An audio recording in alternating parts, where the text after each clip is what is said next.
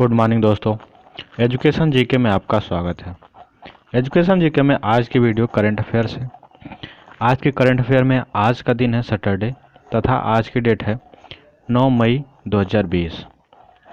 चलिए देखते हैं आज के करंट अफेयर का पहला क्वेश्चन।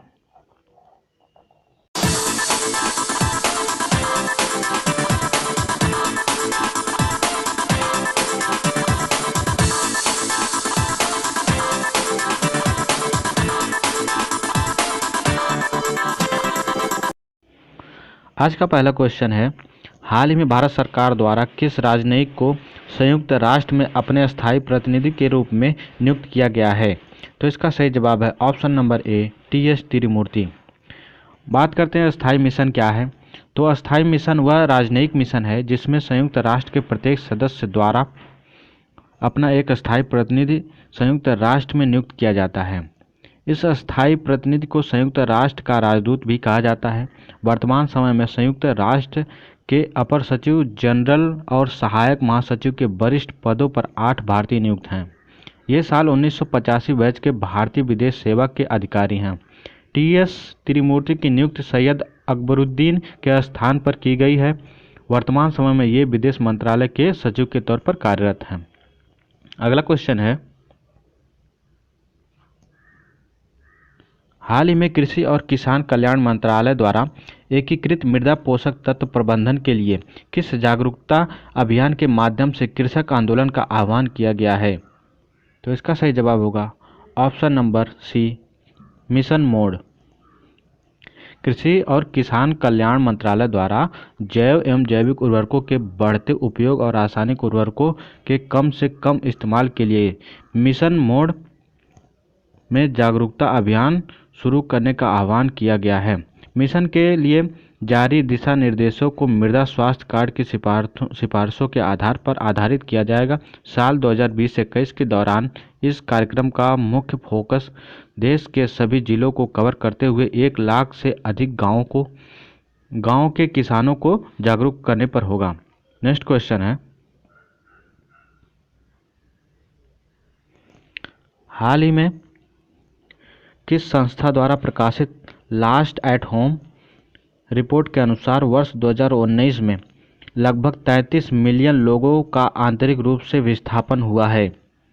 तो इसका सही जवाब है ऑप्शन नंबर बी, संयुक्त राष्ट्र बाल कोष।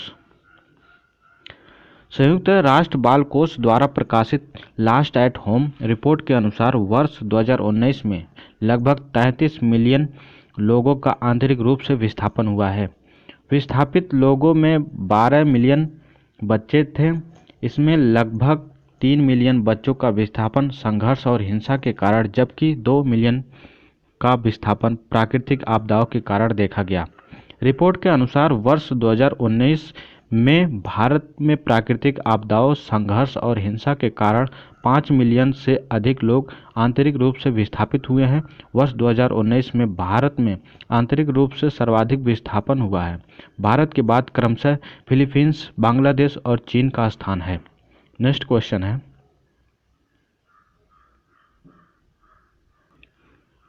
हाल ही में अमेरिकी पत्रिका फोर्ब्स ने फोर्ब्स इंडिया बिलियनर्स लिस्ट 2020 जारी की है। इस लिस्ट में पहले स्थान पर कौन है? तो इसका सही जवाब है option number D, Mukesh Ambani.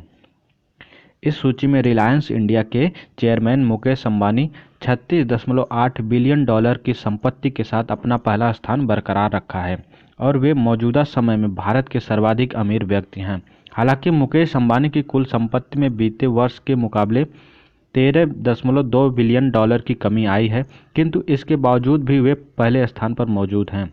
वहीं स्टॉक मार्केट में गिरावट के बावजूद भारतीय व्यवसायी राधा किशन दमानी 13.8 बिलियन डॉलर की संपत्ति के साथ भारत के दूसरे सबसे अमीर व्यक्ति बन गए हैं। नेक्स्ट क्वेश्चन है, संयुक्त राष्ट्र पर्यावरण कार्यक्रम यूएनईपी ने राष्ट्रीय सद्भावना दूत के रूप में किस अभिनेत्री का कार्यकाल 2 साल और बढ़ा दिया है? तो इसका सही जवाब है ऑप्शन नंबर ए, दिया मिर्जा। संयुक्त राष्ट्र पर्यावरण कार्यक्रम यूएनईपी की सद्भावना दूत बॉलीवुड एक्ट्रेस निर्माता दिया मिर्जा का कार्यकाल और बढ़ा दिया गया है। दिया मिर्जा अब साल 2022 के अंत तक इस पद को संभालेंगी। दिया मिर्जा सतत विकास लक्ष्य की प्राप्ति के लिए संयुक्त राष्ट्र के विशेष दूत भी हैं।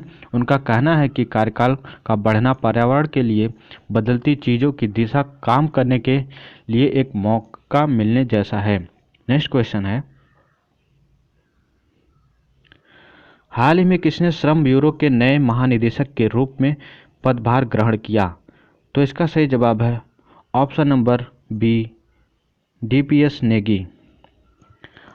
भारतीय अर्थव्यवस्था के अधिकारी डीपीएस नेगी ने हाल ही में श्रम ब्यूरो के महानिदेशक का पदभार संभाला। श्रम एवं बेरोजगार मंत्रालय के तहत काम करने वाला यह ब्यूरो श्रमिकों, रोजगार और खुदरा मुद्रास्फीति से संबंधित आंकड़े जुटाने और उसके विश्लेषण का काम करता है। महानिदेशक के अलावा नेगी मंत्रालय के वरिष्ठ श्रम एवं रोजगार सलाहकार भी होंगे। नेगी 1985 बैच के भारतीय अर्थ सेवा अधिकारी हैं। नेक्स्ट क्वेश्चन है,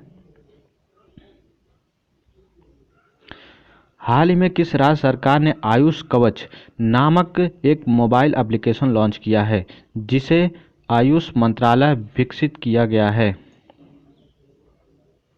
तो इसका सही जवाब है option number A, Uttar Pradesh.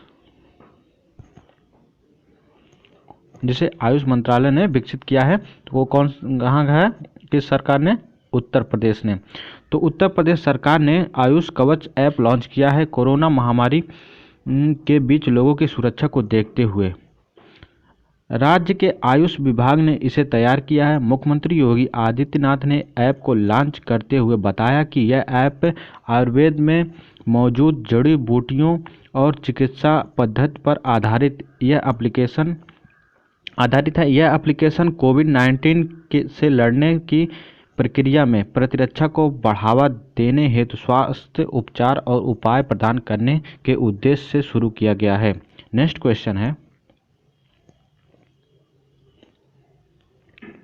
केंद्रीय मंत्री नितिन गडकरी ने हाल ही में कहा कि सरकार अगले कितने वर्षों में राजमार्गों के निर्माण पर 15 लाख करोड़ रुपए खर्च करने की योजना बना रही है? तो इसका सही जवाब है ऑप्शन नंबर डी, 2 वर्षों में राजमार्गों के निर्माण पर 15 लाख करोड़ रुपए खर्च करने की योजना बना रही है। केंद्रीय मंत्री नितिन गडकरी ने यह भी कहा कि वाहन कबाड़ नीति को भी जल्द ही अंतिम रूप दिया जाएगा। उन्होंने सदस्यों को कारोबार में नकदी बढ़ाने पर ध्यान देते हुए सुझाव दिया। नेक्स्ट क्वेश्चन है, रक्षा मंत्री राजनाथ सिंह ने सैन्य इंजीनियरिंग सेवा में कितने पदों को समाप्त करने के प्रस्ताव को मंजूरी दे दी है? तो इसका सही जवाब है ऑप्शन नंबर सी, 9,304 पदों को। रक्षा मंत्रालय द्वारा यह फैसला लेफ्टिनेंट जनरल डीबी की सिफारिशों के अनुरूप लिया गया है। लेफ्टिनेंट जनरल से खटकर की समिति ने सशस्त्र बलों की शुद्ध क्षमता और असंतुलित रक्षा व्यय को संतुलित करने के उपाय का सुझाव देते हुए यह प्रस्ताव रखा था। रक्षा मंत्रालय ने एक बयान में कहा कि एमईएस के इंजीनियर इन चीफ के प्रस्ताव के आधार पर समिति द्वारा दी गई सिफारिशों के अनुसार मूल और औद्योगिक कर्मचारियों के कुल 13,157 रिक्त पदों में से एमईएस में 9,304 पदों को समाप्त करने की मंजूरी दी गई है। नेक्स्ट क्वेश्चन है, केंद्र सरकार के अनुसार विदेश में फंसे भारतीयों को वापस लाने के लिए किस मिशन के तहत 7 से 13 मई के दौरान 64 उड़ानें संचालित की जाएगी? तो इसका सही जवाब है option number B, Vande Bharat mission योजना के तहत।